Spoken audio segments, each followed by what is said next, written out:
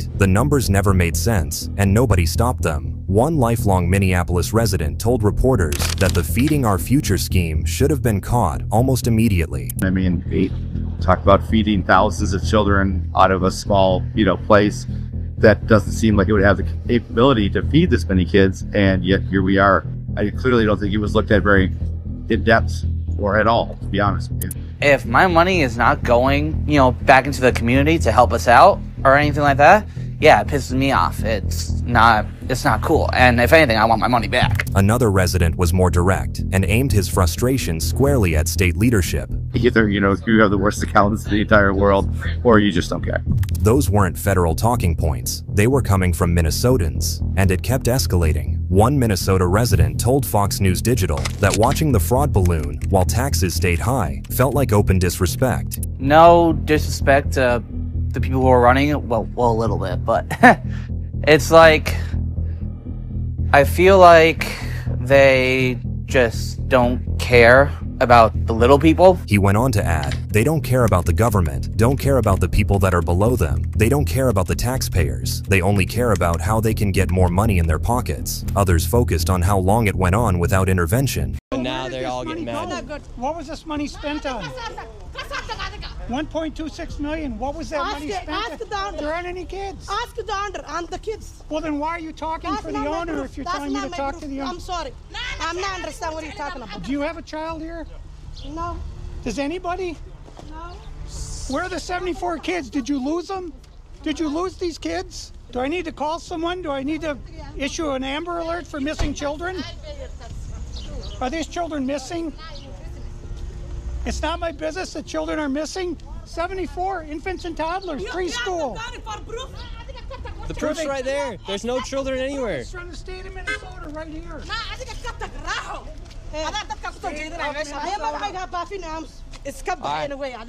we're moving on to the next location. Have a good day.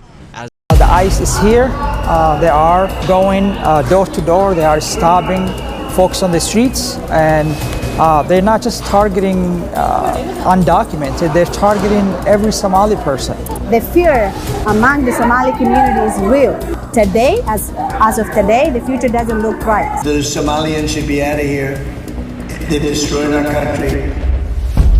ICE just busted 19 Somali suspects near a Minnesota mall as a federal crackdown finally broke through years of stalled enforcement and political resistance. The Trump administration ramps up ICE enforcement in the Minneapolis-St. Paul area, home to the largest Somali American population in the country. As many as 100 federal agents to be deployed, with the operation focused on Somalis who are in the country illegally. And that single moment lit up Minneapolis for a reason. Because these weren't random stops or street sweeps. Behind those arrests sat finalized deportation orders, criminal records already logged in federal systems, and surveillance that had been quietly building while local officials publicly insisted nothing was wrong.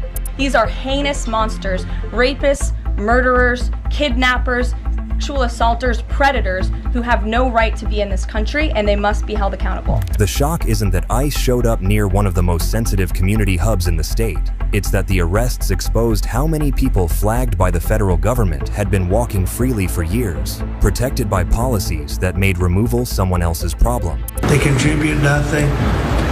I don't want them in our country. And once you see how these suspects were identified, why the mall mattered, and what this operation was designed to signal politically, it becomes clear this wasn't just enforcement. It was a warning shot. Because when the feds stop asking permission, stop coordinating optics, and start executing names already sitting in their databases, it means one thing. The crackdown phase has already begun, and Minnesota just became the test case. Let's start with the part nobody wants to admit. These arrests didn't come out of nowhere. ICE didn't wake up one morning, pick a mall, and start grabbing people at random. The people taken in during Operation Metro Surge were already on paper, already flagged, already ordered to leave. This wasn't a new rule or policy. It wasn't even a new priority. It was enforcement that should have happened years ago.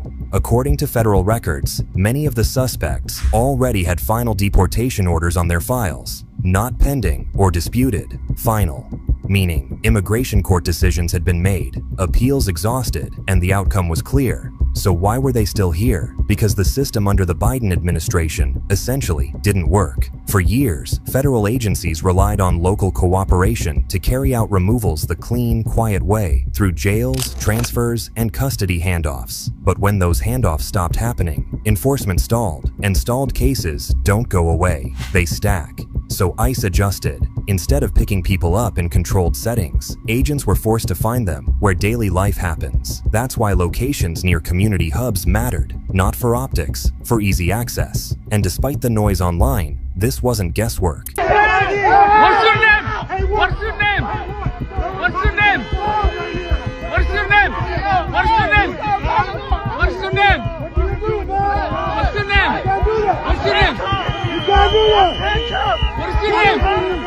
Targets were identified through criminal databases, prior deportation orders, and existing surveillance tied to people who had already been ordered out of the country. In several cases, those records included convictions for assault, fraud, or repeated immigration violations. Nothing here required interpretation. Even the moment critics point to, the brief detention of a U.S. citizen, actually shows how mechanical this operation was. A match was flagged, identity was checked, the mistake was corrected, he was released. That's enforcement doing what it's supposed to do. So no, this wasn't a raid driven by politics. It was the inevitable result of years of non-enforcement colliding with a federal agency that finally had approval from the right president to do its job. And this was just the first move. So the question is, if ICE is just now clearing a backlog this old, how many people who should have been deported have been living here, viciously harming the American people? And how long would sanctuary cities keep protecting criminals, putting American lives in danger? We're going to do the same thing in the Twin Cities we've done across the nation. We're going to focus on those illegal alien public safety threats in these cities. Here's the part critics keep dodging. These arrests didn't blow up because ICE wanted confrontation. They blew up because cooperation was removed from the system. In a normal setup, enforcement is boring. Someone gets arrested locally. Their immigration status gets flagged. ICE shows up at a jail, verifies the paperwork, and transfers custody. It would take one agent to arrest one bad guy in a county jail. It's quiet, contained, and typically over in minutes. That option doesn't exist in Minneapolis. Border czar tomhoman broke it down this way. And you know, if they weren't a sanctuary city, I mean, many of these people would be apprehended in the safety and security of the county jail. Under sanctuary policy, however, local jails won't hold detainees for ICE. They won't notify ICE when a flagged detainee is about to be released. They won't coordinate handoffs, even when there's a final removal order already signed. So the lowest friction path isn't available to them. And according to tomhoman, it leaves them with no other option but to use force, which frankly costs the American taxpayers more. But because you're a sanctuary city, we got to send more resources there to flood the zone, because it takes a whole team to find somebody in the community. Those resources are poured into surveillance to confirm identity, backup units in case a stop turns hostile, crowd control once word spreads, medical support, and believe it or not, extraction routes. These people are usually found in crowded spaces like homes, at workplaces, inside neighborhoods, around commercial hubs like Carmel Mall, places where agents are exposed to more people than they should be. And that's where things escalate, because unfortunately, even when they take all those steps to ensure easy capture, they still have to deal with one thing: organized civilian interference, aka people. The moment ICE showed up in any neighborhood in Minnesota, whistles started blowing. An alert system used to warn neighborhoods ICE was nearby. Crowds formed in seconds, and what happened next could only be described as a violation. People surrounded agents, shoved them, and threw snowballs at them to get them to not do their jobs. Protesters throwing snowballs and shouting. One agent swinging a baton before ending up on the ground. Officers getting attacked. They're surrounded and they're being attacked. This is the most tense and violent confrontation we've seen since Operation Metro Surge started 2 weeks ago. At one point, federal officers were physically boxed in, unable to move. A tense street standoff in South Minneapolis. Crowds grew fast, circling ICE agents near the Carmel Mall. This group is getting larger here, and they're chasing after ICE. This operation turned chaotic fast.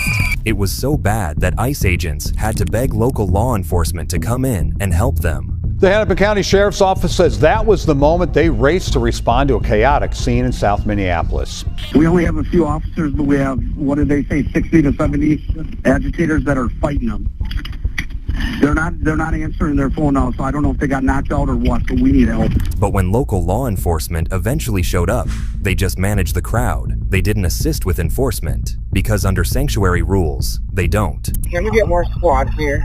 The Hennepin County Sheriff's Office says they don't help with immigration enforcement, but in this situation, they say they responded to a help call of a reported attack. So federal agents were left doing two jobs at once: enforce the law and defend themselves while doing it. So with no other choice, the pepper spray came out and tasers were deployed, not to raid, but to break contact and get out alive.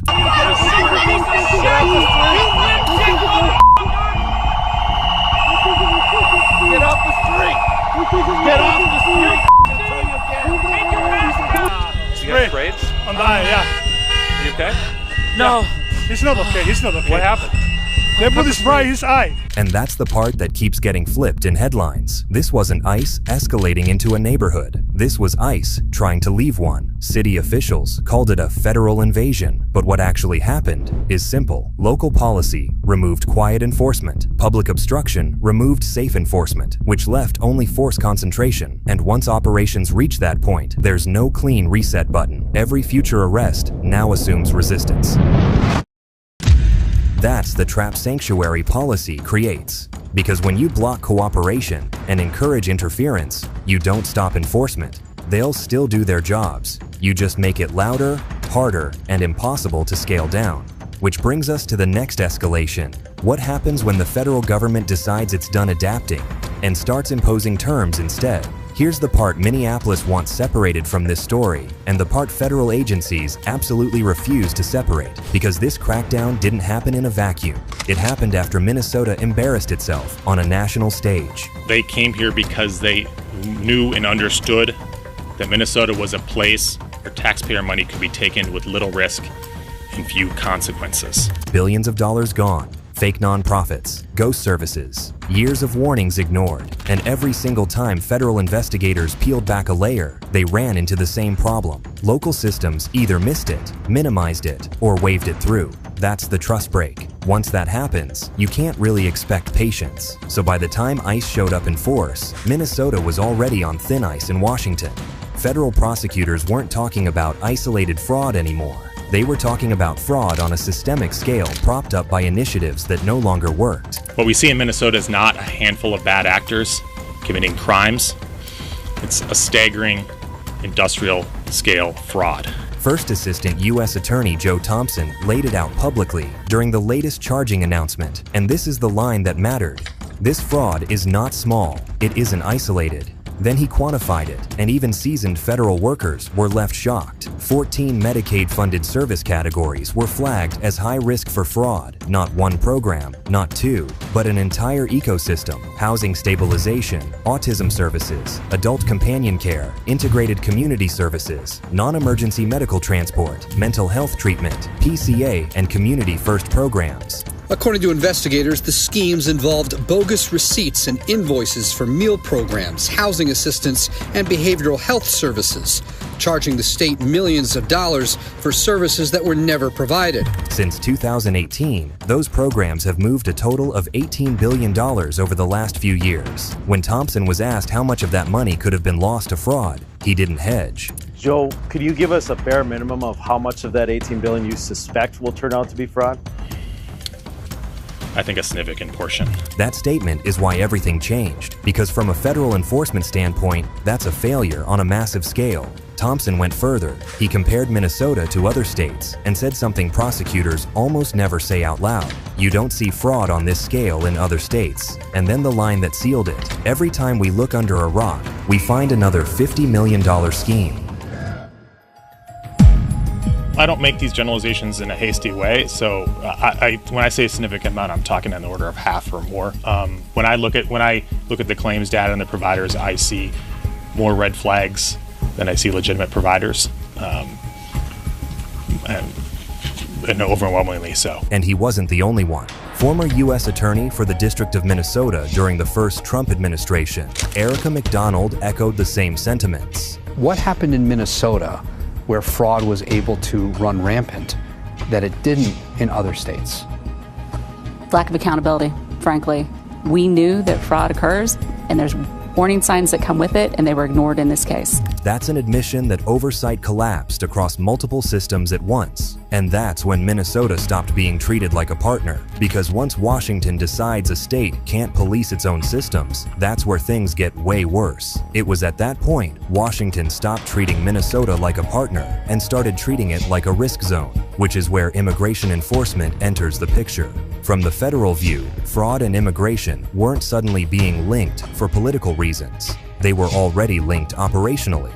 The same networks showing up in fraud indictments were tied to shell providers, false identities, money movement outside normal banking channels, and individuals with unresolved immigration status or prior removal orders. That's why ICE, DHS, and Treasury started sharing lanes. President Donald Trump made that connection explicit, bluntly, when he tied the fraud cases to immigration enforcement, arguing that Minnesota's failures created an environment where abuse could persist unchecked. He insisted immigration enforcement was the only thing that could save America. We're going to go the wrong way if we keep taking in garbage into our country. And he was right. At this point, federal agencies no longer trusted state systems to flag fraud early, enforce removal orders, or contain repeat abuse. And it wasn't just the federal government that noticed. Locals noticed too. In interviews with local and national outlets, Minnesotans kept coming back to the same breaking point. The numbers never made sense, and nobody stopped them. One lifelong Minneapolis resident told reporters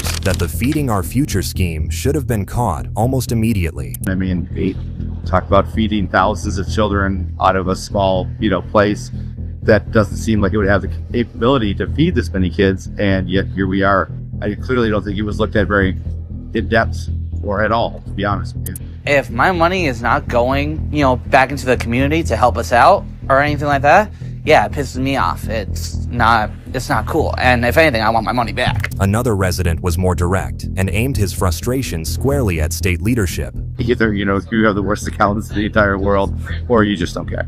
Those weren't federal talking points. They were coming from Minnesotans, and it kept escalating. One Minnesota resident told Fox News Digital that watching the fraud balloon while taxes stayed high felt like open disrespect. No disrespect to the people who are running it, well, a little bit, but it's like, I feel like they just don't care about the little people. He went on to add, they don't care about the government, don't care about the people that are below them. They don't care about the taxpayers. They only care about how they can get more money in their pockets. Others focused on how long it went on without intervention. State records show Feeding Our Future payments jumped 2,818% in 1 year, from a few $1 million to more than $140 million, without the state pulling the plug. That detail came up again and again in resident interviews, and when asked who ultimately owned that failure, most people didn't name nonprofits. They named Tim WALZ. So who would you hold responsible for this? Is that Governor WALZ? Is that Mayor Fry? Where's the buck stop here? I mean, honestly, I think it would be at the governor's level. So when ICE and Treasury started moving together, tracking money and people, they picked up those 19 suspects quickly. But because Minnesota residents themselves were already asking the question Washington couldn't ignore anymore, how did this get so big without anyone stopping it? What most people still don't understand is that Operation Metro Surge didn't stop at ICE. While agents were clearing deportation backlogs, a second arm of the federal government was already moving in quietly. Treasury, no press conferences or body cams, just audits, freezes, and tracing. Within days of the surge, Treasury officials confirmed they were ramping up investigations tied to Minnesota's fraud footprint, specifically money movement, wire services, and businesses sending funds overseas. That's the shift. ICE handles bodies, the Treasury handles flow, and once the Treasury gets involved, things get interesting. Treasury Secretary Scott Bessent said his men were on the ground, ready to root out fraud. Additionally, Treasury personnel are on the ground working hard to uncover the facts. Almost immediately, Financial Crimes Enforcement Network analysts began flagging transfer services. IRS units started pulling records. Verification rules tightened for remittance businesses tied to Somalia. Entire nonprofit ecosystems were quietly reclassified as high risk. From the federal perspective, Minnesota was a jurisdiction where money oversight had failed so badly that immigration enforcement and financial enforcement had to merge. That's why the crackdown doesn't end with arrests, because removing people addresses yesterday's violations, following money addresses tomorrow's risk, and once the federal government decides a region needs both, immigration pressure and financial scrutiny, it means patience is gone, not because of politics, because systems broke. So if ICE was the opening move, and Treasury is already tracing the money, then the real question isn't why 19 suspects were arrested, it's who gets exposed when the financial trail reaches the top. Please feel free to share your thoughts with us in the comments below, and don't forget to subscribe to our channel for more in-depth videos like this. Meanwhile, click on any of the cards on your screen right now to watch more of our videos. When it's time to go, you can choose how. You can wait for enforcement, or you can leave on your terms. The CBP Home app lets you self-deport with dignity, directly and securely. Don't wait, decide how it ends. Crying harder, crying harder. Trump is your president. Crying harder, crying harder. Trump is your president.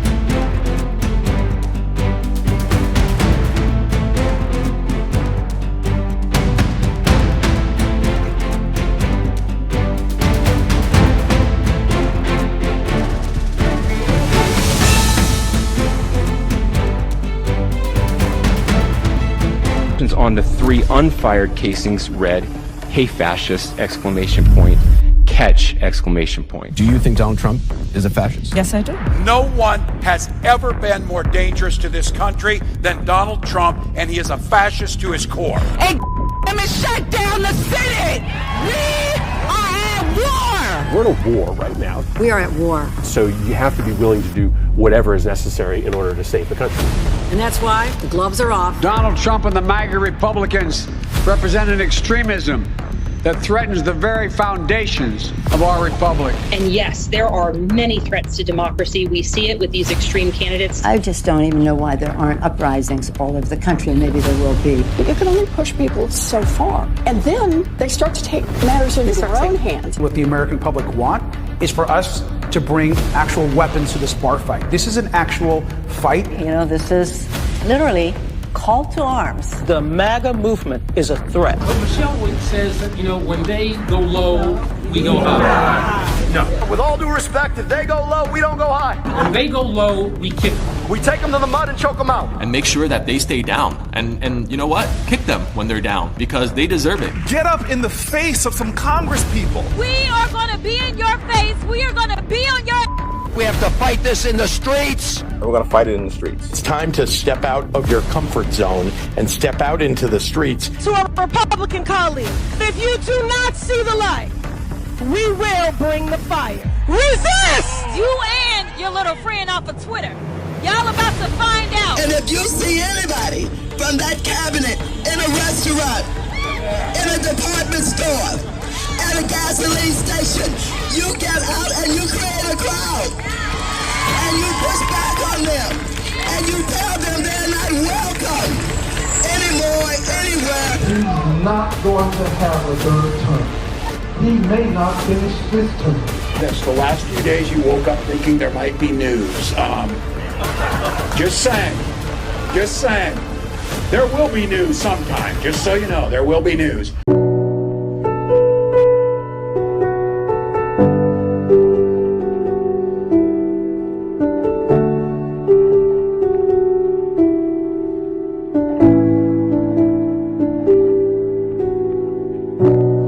I want to be remembered for courage for my faith. That would be the most important thing. Most important thing is my faith in my life.